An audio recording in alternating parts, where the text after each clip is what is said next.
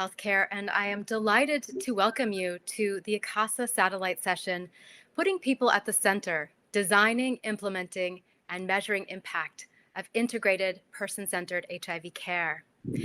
This session is organized by JSI, PATH, WHO, and Social Health and Empowerment Feminist Collective, or SHE. Next slide.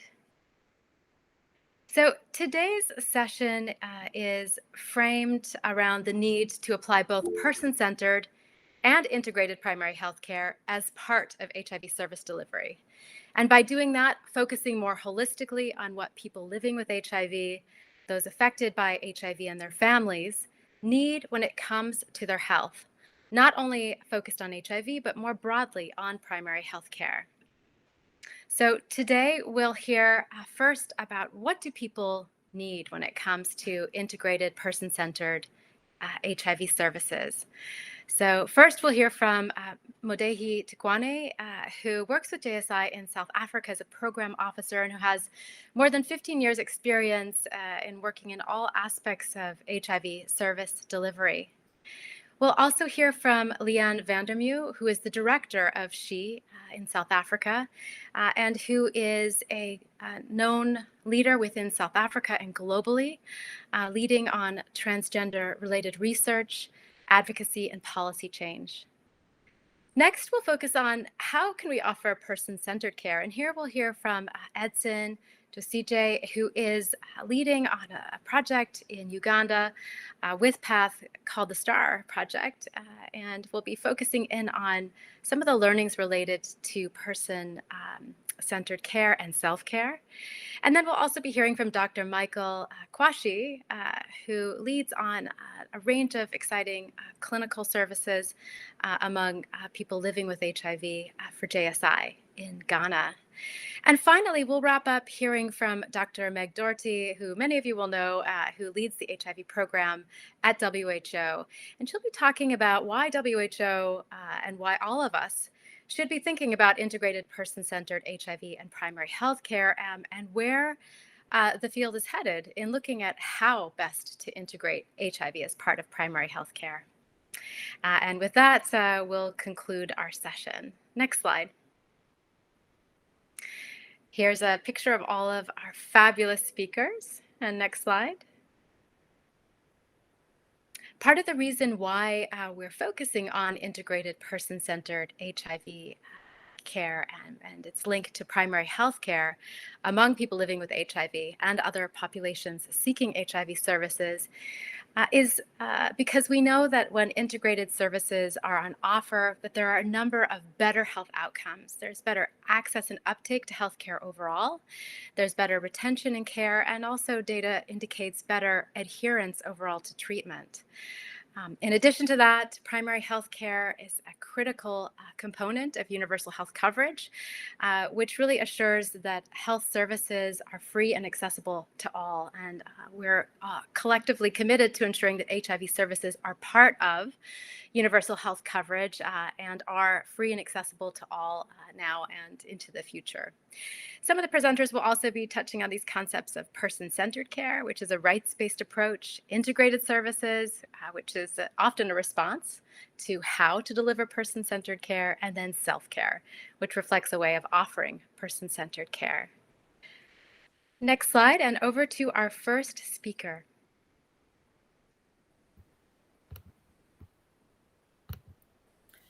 Thank you, everybody. Good day. My name is Modehi Tikwane, and I'm a program technical support at JSI based in Pretoria. I'll be presenting to you on how we applied people-centered care in community-based index testing. The project was implemented in Sub-District E, which is in Johannesburg, Gauteng. We were doing community HIV testing, initiating positive diagnosed clients on ARVs and linking them to care to the preferred facilities within 7 days so that they can continue with care. Next slide, please. Sub-District E is a very diverse and interesting district. It has on the one side of the highway that you will see that there is Sandton, which is one of the affluent suburb in Johannesburg. Right across the highway, it's Alexandra. Alexandra is an informal settlement with estimated to have 180,000 to 750,000 population. It's severely populated.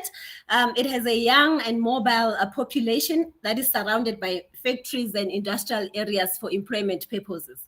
It has lots of immigrants from Zimbabwe and Mozambique, and communication was sometimes a barrier for program implementation. There are also no proper addresses in some of the houses, and in some areas, tracing and tracking of clients was somehow a challenge. Next slide, please. These are some of the examples of how we were able to strengthen people-centered care in community of Alexandra. We did this in 3 ways. We were sending personalized digital reminders in the form of text or WhatsApp to our clients. We were also honoring facility preference for client convenience. Client that would go to a facility of their choice. And we also ensured that service is accessible and it's very efficient to the client. I'll be then giving examples of those ones. Example number 1, what we were able to do, we helped a caretaker who had a very busy schedule. During the week, he could only attend the clinic on Saturdays. We were able to arrange with one of the facilities which agreed to see him on weekends, which was out of the norm, obviously. So the retention counselor would send him text messages a day or 2 before his appointment to make sure that he makes up his appointment and he doesn't miss any of his appointments. In that way, we were able to retain him to care and he received all his treatment. Example number 2, there is a security guard that was working just across in one of the hotels in Sandton. He tested HIV positive at community level, and during the initiation phase, he mentioned that he won't be able to get days off at work since they are very busy, and they also don't allow them to get off. We convinced him to take at least 1 day so that he can go to the facility for his 7-day review and linked him to the facility of his choice. We arranged with the facility manager for them to dispense his medication at work. Our NIM nurse was able to follow up on all his visits and updated his files at the clinic. He received all his treatment, and after 6 months, he was then decanted to the site where he will be able to just go and get his facility from one of the clinics or discount services. Another example is of a 10-year-old girl from Mozambique. She tested HIV positive at home. Her mother was a known positive client who was also taking treatment. The girl was linked to a facility where there is a specialist that deals with PIDs for her reviews. So we provided transport for all her visits, making sure that she gets her treatment. After 3 months, they were able to transfer the girl to the site or the facility where their mother is also taking treatment, and they were both then linked to that facility, and they both continued with treatment at the same facility. These are some of the examples of the things we could do to ensure that our clients get the service they need. Next slide, please. What we have learned during our interactions with our client is that people-centered care is very essential for all role players. It is important that all staff members at the facility play their part, and that will determine the failure or success of the services that we provide to our communities. For client convenience and preferences, it is important for all our clients' voices to be heard on where they would like to receive services and also where they would like to receive or get their care. So clients' voice really matters, so we always need to make sure that we listen to them. They also indicated upon the interaction that sometimes when they go fetch their treatment, the time it takes for them to get treatment is very challenging. So this also has a direct impact on retention to care. So as health providers, we need to make sure that we minimize the waiting time at the facility so that our clients can continuously get their treatment. Next slide. Staff competency. Clinical staff who are dealing with clients that might interrupt treatment should somehow show support, problem-solving attitude. We know that facilities are burdened with lots of work, but if our staff show that they support and they are understanding to our clients, it might help our clients who are defaulting to know that they need to go and get their treatment, and they won't be shouted at or they won't be receiving any bad attitude. The element of human touch and high quality services or counseling that we were able to give to our clients, it really helps, especially with the newly diagnosed clients, to come to terms with their status, and it will also determine whether they remain in care or not. So the quality that we give when we are counseling that client upon receiving their status, it really helps and it makes a difference. In closing, most of the facilities were very resistant at first, saying that we are treating our clients as VIPs. However, when they saw change in data and the decrease in number of the loss to follow up on clients, they really appreciated the effort that we were able to give, and they supported us in implementing the project fairly, and we were able to achieve our goals that were set for the project. I thank you. Thanks so much, Madehi, for such an excellent presentation, a stellar example of person-centered HIV care. And now over to you, Leanne.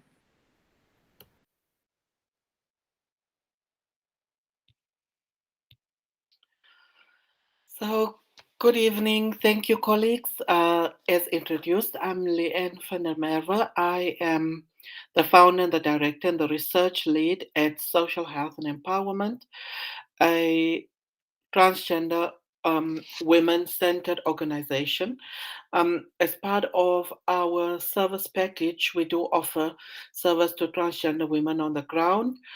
Although my presentation today is a lot more grounded in around integrating gender healthcare packages, integrating a primary healthcare package for transgender women that is mindful of gender affirmation and also located within a primary healthcare package. It's now documented that transgender women are at very high risk for HIV transmission and acquisition. So just to give context to that is that in South Africa, our BBS revealed an HIV prevalence of 45, 46, and 63% among transgender women in Cape Town, East London, and Johannesburg, respectively.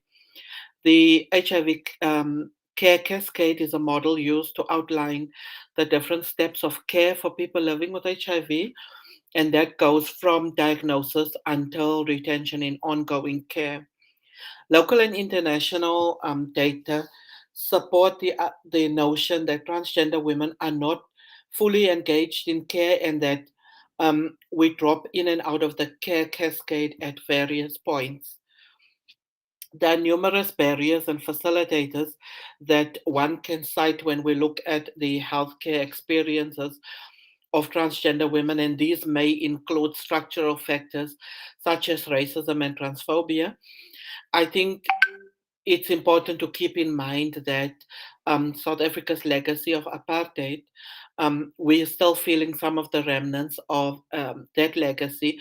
And I think that has a big bearing on how transgender women access healthcare. The other point that I want to make here is that one should be aware of the different intersectionalities of oppression in the lives of transgender women, and these may be race, class, education status. One may be a sex worker living with HIV, and one has programs has to take into account how this perceived and actual stigma is enacted in the lives of transgender women.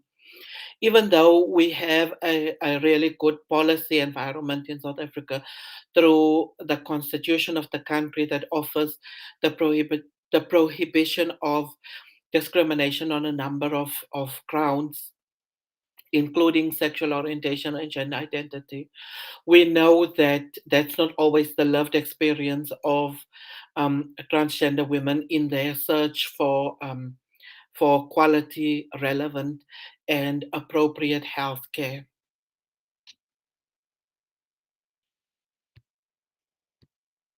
Next slide, please. So, further to that, the argument that we are making is that insofar as transgender women are concerned, we really fall quite short of the UNAIDS 1990 target. And you can see here from the slide that I'm showing at the moment that for transgender women who know their HIV status, who are you know, placed on antiretroviral treatment and who remain adherent to HIV treatment, we can see that we're falling quite far from these targets, and that's reflected in all three of our BBS sites, which was Johannesburg, the Buffalo City Metro, as well as the Cape Town Metro. One thing else to be noted here is that, you know, these targets will not be reached in climates where there is rampant transphobia and violence. Institutional discrimination, such as demarcated HIV services, as well as electronic filing systems that does not recognize the authentic identity of transgender women, place these targets out of reach, as is corroborated by data found in other parts around the globe. I'm going to share now some best practices to ensure that transgender women are engaged in care. And the first being that we require a multidimensional approach that looks at many life domains for transgender women living with HIV. So that may be the economic spectrum, it may be the personal life spectrum, and other domains that are really important to ensure that transgender women are adherent to HIV medication. I am also a firm champion of the UNAIDS philosophy that communities must be at the center of the HIV response. Transgender women contribute greatly to the healthcare system by designing effective, quality, appropriate, and relevant services for our community. And I think this is a momentum that we really need to sustain all around the globe. Integrating gender affirming healthcare into a primary healthcare package is really important for transgender women. We've seen this in other low and middle income contexts such as India, Thailand, Brazil. We've seen that it works well, and we've seen that we've seen that those programs were successful in managing to retain transgender women in HIV care. The implications of these practices is that it makes the environment more gender responsive. It makes for a more gender responsive environment within which to access sexual and reproductive healthcare services. And then finally, I made this point before, but I think it can never be overstated that intersectionality is such an important concept in the lives of minority communities. When one thinks of the stigma that is faced by communities in relation to HIV status, one must always conceptualize it from the moment that you wake up in a particular community, walking down the street, going to a health facility to access healthcare. All of those things have a really direct bearing on self-confidence, self-worth, and therefore self-efficacy to be able to be retained in ongoing care.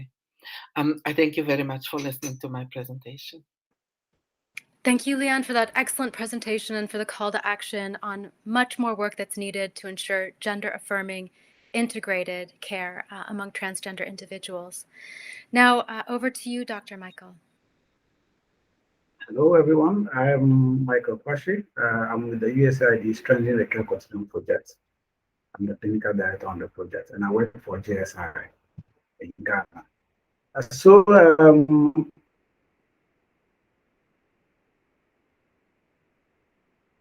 we're implementing the Care Continuum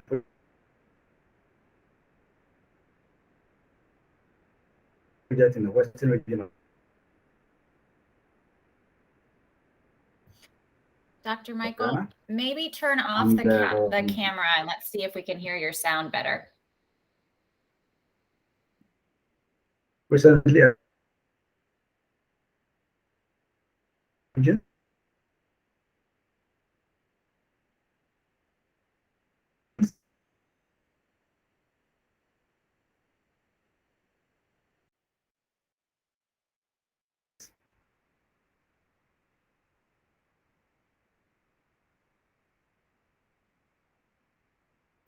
and Looks like Dr. Michael is frozen.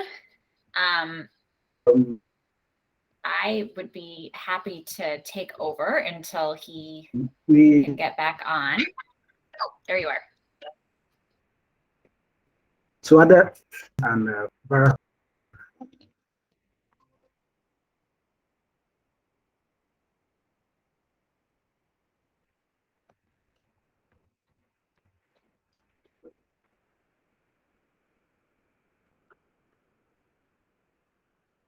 so I've prevented cut across from we decentralized ART services to patients in communities that we had to reach. This basically was because there were very few ART sites, and so patients to trek long distances to get medications. And decentralizing the ART services closer to the patients ensured that we were able to pick up medications very easily. In order to also ensure that patients in facilities or in communities where health facilities were not that big to be set up as ART sites or treatment sites, we established pickup points where patients pick up their medications from this point, and this improved retention in treatment. We also shifted from the fixed clinic day appointment system where patients were supposed to come on a particular day of the week to pick medication. Outside that day, there was no way for them to pick up medications, and we made it flexible for patients to walk in anytime, even weekends and evenings, and pick up medications. And this also resulted in a good improvement in the retention in treatment. Finally, we also improved the address collection system of our patients.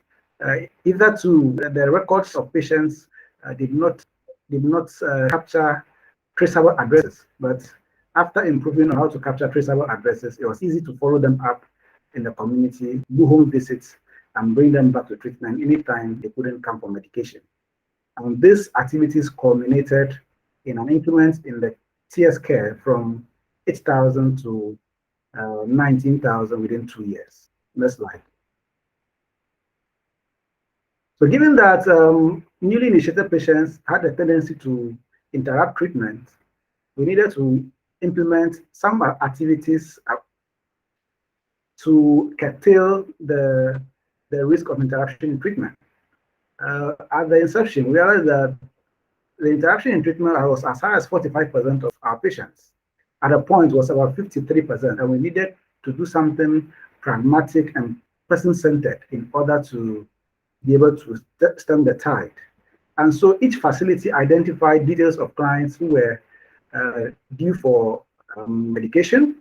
This data was disaggregated, and line listing was done a week before the patient's appointment was due.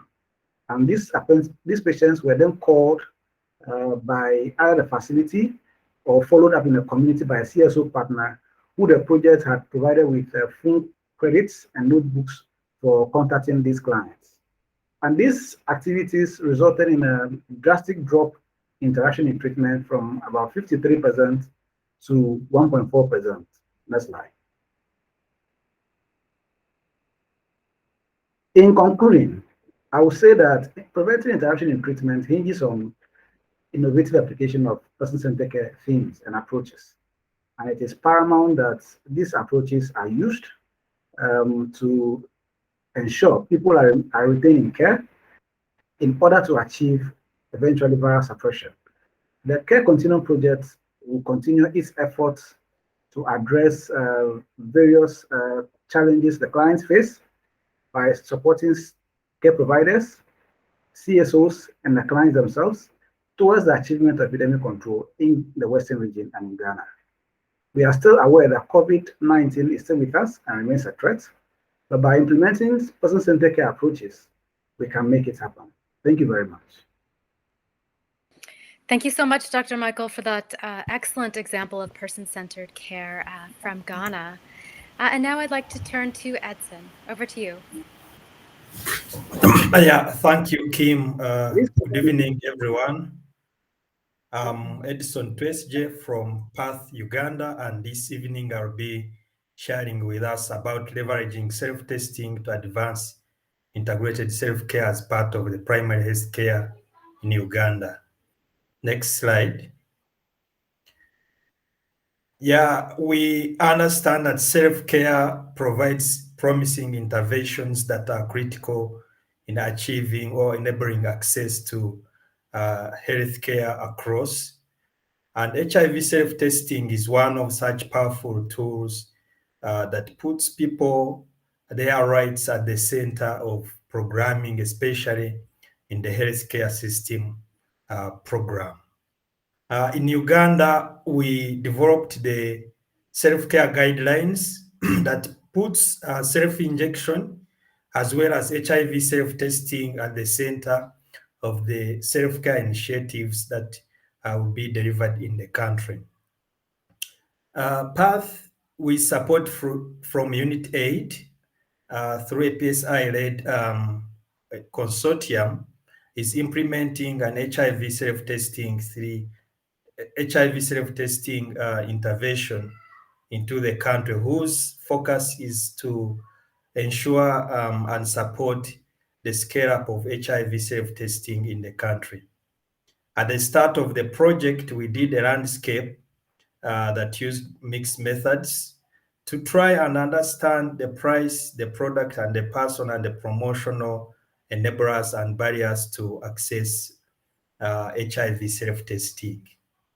For instance, we understood that looking at the price area, that there are free products, subsidized and high-end cost products. And again, trying to put people at the center, we understood the need to have different distribution models, but also try to focus on different barriers and enablers for different people, as well as expanding on the product needs, especially by introducing the blood-based kits in addition to all fluid-based kits that were already being used in the country. Next slide. Yeah, so from the robust landscape, we're able to understand the different needs for the different population categories. At the start of the project, HIV self-testing was only being implemented through antenatal clinics and also through KP-led approaches. So we have diversified the distribution modalities and channels to bring on board the private sector innovations, as well as expand the public sector distribution modalities, as well as bring on board community distribution channels. Through this, we have expanded the target population to reach priority population and other vulnerable populations, and we have reached close to 100,000, 25,000 people with HIV self-testing kits as of October 2020. Next slide.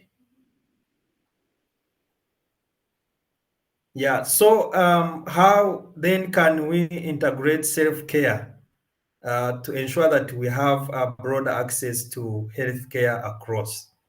What we are doing as Path Uganda, we have opportunities to integrate the different self-care products by bundling them. For example, working with the health entrepreneurs who are already delivering a number of self-care products, want to expand the delivery of HIV self-testing into the basket of goods they deliver across 100 districts. Again, through the HIV self-testing, the platform which we are using in the project, we think introducing self-injection of cyanopress, for example, PrEP and other self-care products could increase the reach to the products among the population that we are targeting. Again, looking at the private sector, especially in the pharmacies, bundling products will enable the different products to have a lower price point, but also improving access and demand for the different bundled products. Next slide. Yeah, so again, in response to the COVID pandemic, Unitaid is extending a grant to support integration of COVID self-testing into the current HIV self-testing platforms that we are currently using, and we'll be using use cases to understand how we can reach the different population categories that are at high risk for COVID and cannot access diagnostic services, and also trying to leverage different digital health tools to accelerate access to diagnostics and response to COVID preparedness. So looking at all this, as I conclude, we must have an integrated approach whereby we integrate delivery of different products across, as well as ensuring that as we do this, we use the different distribution channels that are suitable or are informed by the user preferences. And through this, we'll be able to have a robust scale up of self-care initiatives to enable access to health for all. Thank you. Thanks so much, Edson, for that really exciting presentation on new ways to think about self-care and also around how to factor in COVID-19 as part of that. So now I'd like to turn to Dr. Meg. Over to you. Thank you very much. And I think what my job is now to do is to try to bring it together. What does WHO say about integrated person-centered HIV and primary care, and where are we going in the future? Next slide, please. And building on what's already been presented, I think it's important to note that WHO has a lot of work on both primary health care, UHC, and also person-centered or people-centered care. And it's important to be able to understand that they're different concepts leading to some of the same goals, that people have the care and access to the services they need without financial hardship. Our end goal, our destination of UHC. But primary care, oftentimes we're looking at it as care that is given at any age, everywhere they need, right in their community, whereas the person and people-centered care takes us to more the ownership, the self-care, the self-injections, or that where these are also coming from their needs around their own determinants of health and their expectation that can be done for the family as well as the individual. Next slide. And what we can see from WHO, we have a lot of tools available, and they've been modified even during the time of COVID to start to say, how can we think about primary care, building primary care and health systems that are going to be resilient during the time of COVID. And I think we have lots of tools, but what you're getting at this session is how do we make these tools practical? So next slide, please. And what I'd like to do, next slide, is give you a sense of where we are with HIV. We know we have new infections at 1 million every year, 680,000 deaths every year, approximately 4,000 new infections every day. But we know they're happening at different levels in different parts of the world. And in some parts of the world, for sustainability, we have to be looking towards primary care and full integration into that package. Next slide. And I'm going to give you some examples of the products and the guidelines and guidance we have out already in the field so that we can see how together over the next 8 to 10 years we can make this really work. So for example, during the time of COVID, we looked at all of our HIV essential health services, as well as TB, malaria, other primary care elements, and made recommendations that during this crisis, we have to put some on hold and restart others. And we went to using community-based models, having less frequent pickups of antiretroviral therapy or MMD multi-month dispensing, but also including mental health strategies, really forcing us to think about what the person needs and improving on the self-care options, whether it's HIV self-testing, hepatitis self-testing, self-collection for STIs, and now also considering COVID self-testing. These are person-centered and people-centered approaches. Next slide, please. And I just want to remind you that in July of this year, we put out a brand new WHO guideline. And in there, in our consolidated HIV guidelines, are updated differentiated service delivery recommendations. But you'll see how we're moving closer in our HIV field to primary care. Next slide. And I just want to highlight several of the new service delivery recommendations that take us beyond where we've been before, where we're looking at tracing and re-engaging persons. We're looking at integration with sexual and reproductive health services, including contraception, can be and should be integrated into HIV services. Diabetes and hypertensive care should be integrated into HIV services, as well as psychosocial interventions for all adults and young adults. And I think what's important now is we have a real evidence base that this improves outcome. It improves viral load suppression. So it's also something to take to your ministries of health for further implementation. Next slide, please.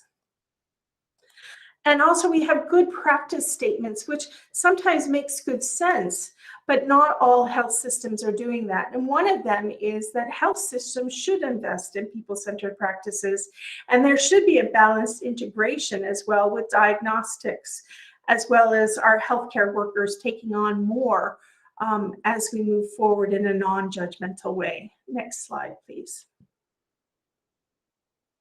And if you go into our guidelines in depth, you'll see now we're actually really making strong links to the prevention and management of comorbidities and co-infections. We have so many people living long lives with HIV, but we have to look at what are the reasons they may be passing away. Is it cancers? Cervical cancer, we have new guidelines. Is it tuberculosis? Is it non-communicable disease? Is it issues related to mental health and drug use disorders? So I think what you'll see in the new set of recommendations is that we have opportunities to see exactly how to integrate all of the service that a primary care service might do for somebody living with HIV, including general care over the lifetime. Next slide, please. And so the next step for us at WHO and in countries, they're looking at what we call universal healthcare compendiums. And these are investment compendiums and being developed at countries. And it's so important to ensure that the HIV interventions and the integration interventions are funded and costed within these compendiums. So we work really hard to do that. And we look forward to you being able to take those tools into your country and say, does HIV show up on my primary healthcare package? Does it show up on the UHC compendium? Will it be funded? Will all people have access? Next slide. And lastly, the last two slides to say, our next steps at WHO is to have primary care, integrated care, people-centered response very well embedded into our global health sector strategies that cover HIV, viral hepatitis, as well as STIs.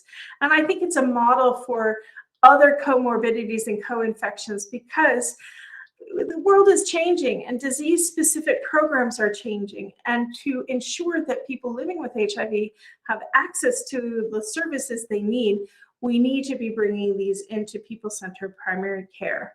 So the next slide will just show the structure of our vision, goals, and directions and strategic directions for the strategies. And the top one there is delivered people-centered evidence-based services. So providing those services that are what I call the meat and the muscles of the skeleton of UHC.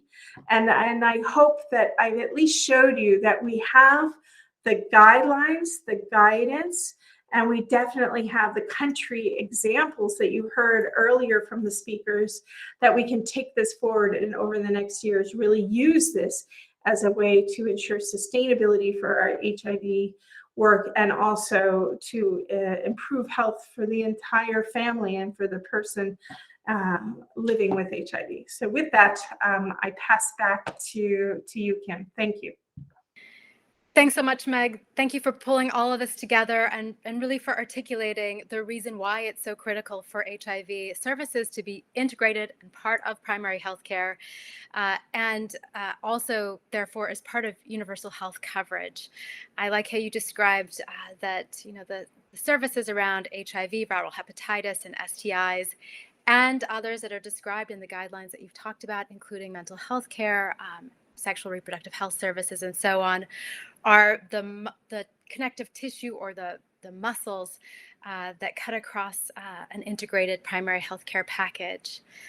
So I would like to express profound gratitude to all of our speakers, which have talked about why integrated, person-centered HIV care is needed, how it can be delivered, and what the pathway forward is moving into 2022 and beyond, as we're continuing to respond to a global pandemic and really looking at ways to make sure that integrated HIV service delivery is fully financed as part of universal health coverage so that it can continue to optimally address the healthcare needs of individuals living with and affected by HIV.